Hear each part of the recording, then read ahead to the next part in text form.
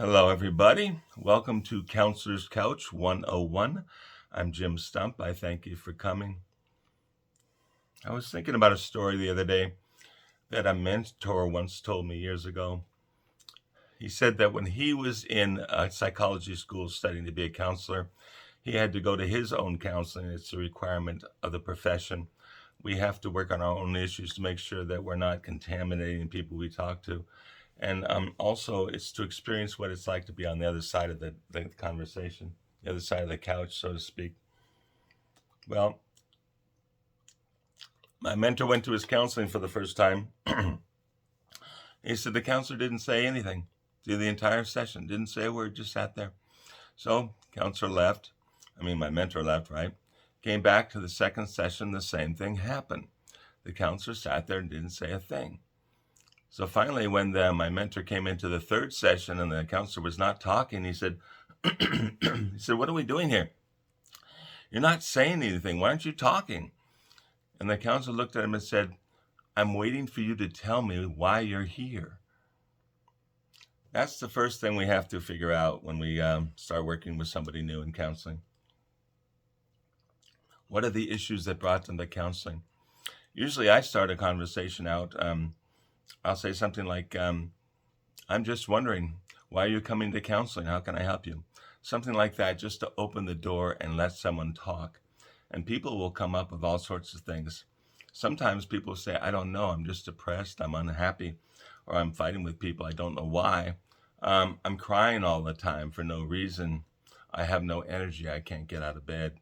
I have no desire to do anything, no motivation. When those things happen, we explore the issues and explore the symptoms of the issues, and then we try to figure out what's going on and help the person identify why it is they are there, right? I've had other people come to counseling, and they're really resistant to the entire thing.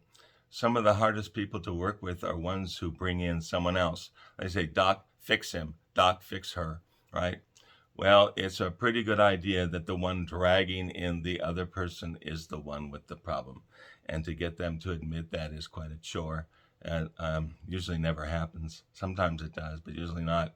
So I'll talk with the person who was dragged in and let them decide whether or not they want to proceed with the counseling, and more importantly, what they want to do with that relationship, right? If it's not working, that person's saying that there's something wrong with you.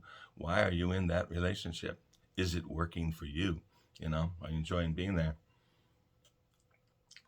Another type of counselee that I've run across are people who just they just know counseling's not going to work. I remember one young gentleman I tried to work with. He told me the first session, he said, "I've been in counseling before. It doesn't work. I know what you're going to say. I know all the tricks. I know all the techniques.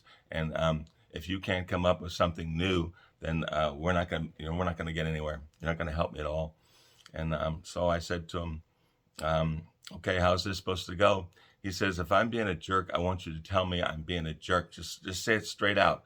Don't use any of these fancy techniques. Don't talk around the issue. Just tell me I'm wrong and tell me what I need to do to change."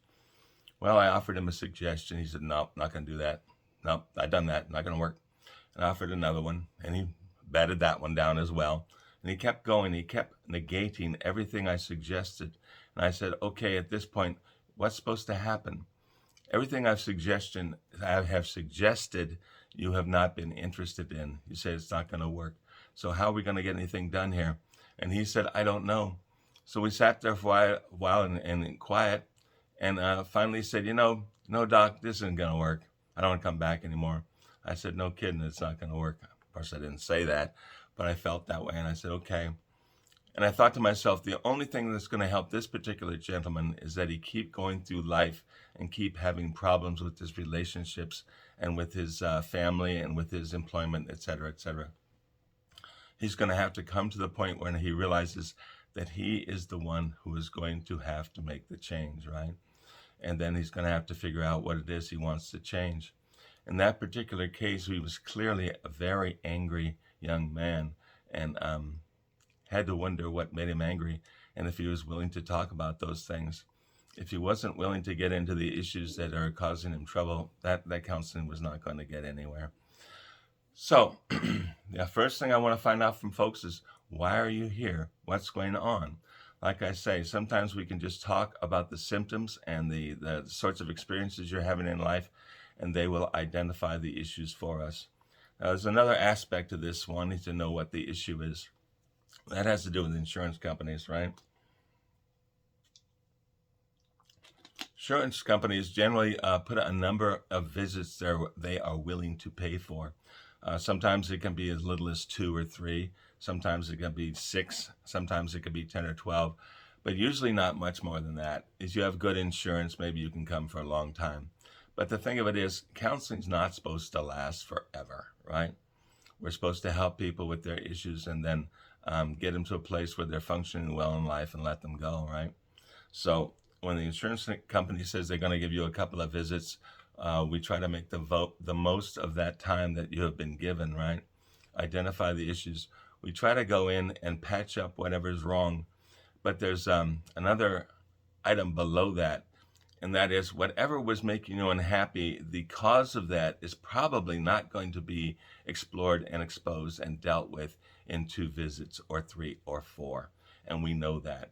So if the underlying issues aren't identified and addressed, that person is probably going to have problems in the future. Then they may look back and say, well, that counseling didn't do me any good.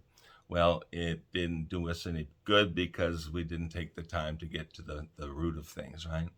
So sometimes it takes a while to find out what's going on, and that's why people talk.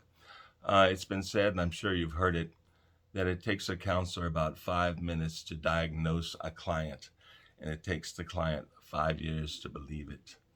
And there's a lot of truth in that, right? We have to identify the issues, we have to explore it, we have to let the person experience it and feel it emotionally, and to feel it in his or her life as she goes through her days, and to figure out that, yes, this really is an issue. It's something that I really need to think about. And more importantly, it's something that I want to change, right? Counseling is about changing yourself. It's not about changing other people, right? If you're having a problematic relationship, and say to ourselves, okay, what is wrong with this relationship? How would you like it to be better? And what can you do to get to that point where the relationship is where in a condition that you'll enjoy it and that it is working for you and it's a successful relationship for the two of you. So it's always focusing on oneself, figuring out what needs to be changed, deciding to make that change in whatever direction. By the way, I never choose which direction or how a person is going to work with their issues. I simply help them identify how they are feeling and what they would like to accomplish, right? So the point is, what are we doing here? When we go to counseling, the first thing we want to do, that is for the counselor, is to identify the issues and the changes that a person might want to make. And from that point, we can set out a plan for accomplishing that. And if it's going to take longer than the insurance company allows for, I pretty much tell people that. I say, these issues are going to take some time. Some of the other ones we can patch up and fix real quick, and some of the other ones might take a while. And then at that point, it's entirely up to the client whether or not they proceed or not. Maybe they'll get their counseling in pieces. They'll take some now and they'll come back in 6 months or a year, talk with me or someone else and work on another piece of it. But what are we here to do? Identify the issues, make a plan, decide how you're going to proceed, and carry on from there. Thank you for stopping by. I'll talk with you next time.